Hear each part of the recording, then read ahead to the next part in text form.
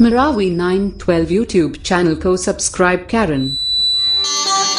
यहाँ नहीं है रे कोनो गहे तो घरे बने हैं माटी के में तो कोनो बेरा मजे छुट जा रे नहीं बचे चोला कोनो बेरा मजे छुट जाएगा नहीं बचे चोला।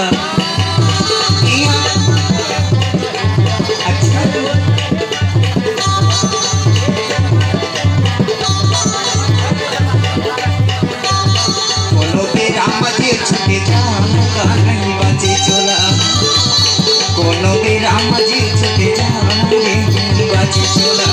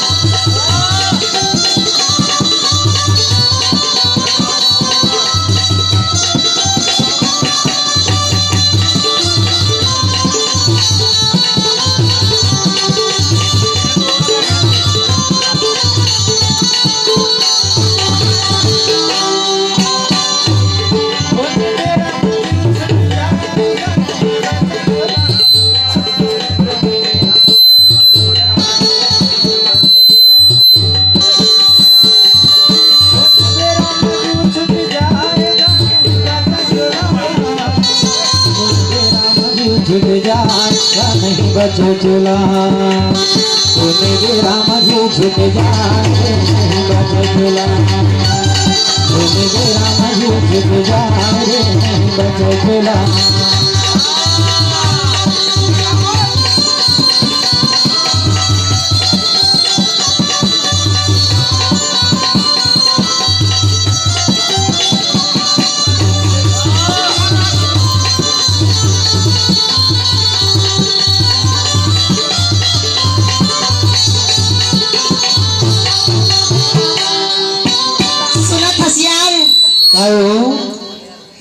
भगवान कसम थोड़ा कमी कर दे हमार नर्मदा भैया।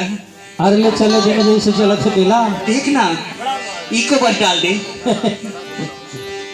आप हैं समुद्री बाई।